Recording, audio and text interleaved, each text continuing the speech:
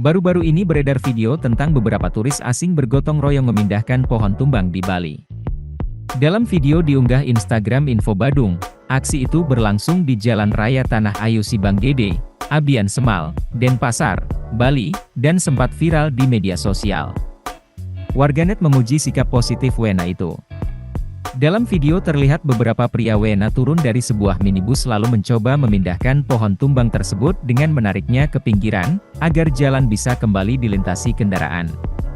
Antusiasme dan semangat para pria WNA itu membuat warganet Indonesia merasa tersentuh dengan aksi yang mereka lakukan. Bukan itu saja, dalam unggahan video tersebut terdapat beberapa kritikan pedas warganet terhadap sejumlah warga lokal yang dianggap kurang punya rasa kepekaan dan kepedulian terhadap sekitarnya. Seorang warga lokal terlihat hanya melintas begitu saja sambil mengendarai sepeda motor. Beberapa warga lokal lainnya justru asyik menonton dan merekam tanpa turut membantu para turis asing tersebut.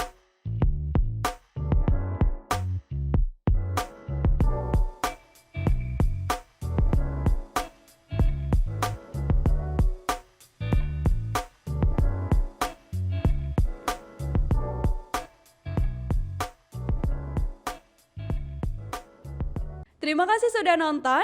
Jangan lupa like, subscribe, dan share ya.